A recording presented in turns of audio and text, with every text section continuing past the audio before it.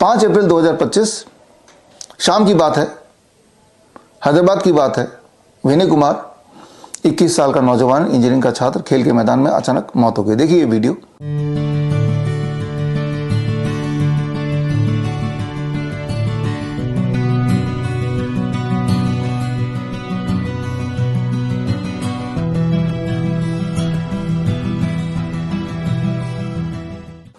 अगला वीडियो देखिए, उसी समय का है, महाराष्ट्र का है, धाराशिव जिले का है। 20 साल की छात्रा वर्षा।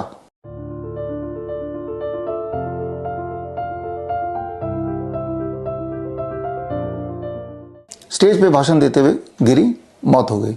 क्यों हो रही होगी इतनी सारी मौत? अगर आप डॉक्टर से पूछेंगे तो उनका जवाब क्या होगा? नमूने के लिए देखिए जनाब क्या बोल रहे हैं।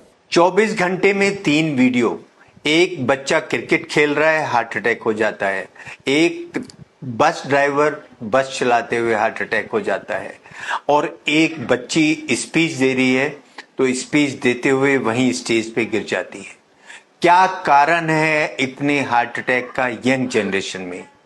कोई कोविड बताता है, कोई माइक्रोप्लास्टिक बताता है, कोई जंक फूड बताता है, कोई फास्ट फूड बताता है, कोई एनर्जी ड्रिंक बताता है, कोई अल्कोहल बताता है, कोई इनएडिक्वेट स्लीप बताता है, कोई ज्यादा एक्सरसाइज बताता है। इन जनाब को या किसी भी डॉक्टर को पता नहीं चल रहा असली वजह क्या है। वो बस ध्यान इधर उधर भटका रहे हैं। लेकिन असलियत अगर आपको जानना है, हालांकि आपको पता ही होगा, असलियत इस किताब के अंदर दर्ज है। ये किताब मैंने 5 अप्रैल को रिलीज किया जयपुर में, वैक्सीनेटेड टू डेथ। इसमें पूरे दुनिया के 2021 से लेकर अभी तक के रिसर्च पेपर हैं, करीब 3,500 से अधिक।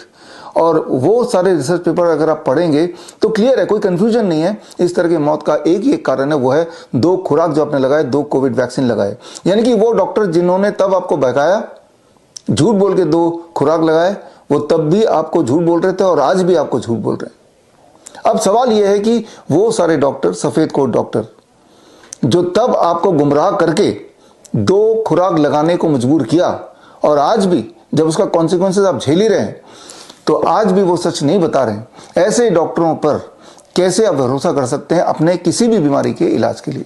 हम किसी भी बीमारी की अगर बात करें तो पिछले 4 सालों में एक और चीज हुआ। सिर्फ लोग मरे ही नहीं, एकाएक मौत ही नहीं हुई, इसके अलावा भी बहुत कुछ हुआ।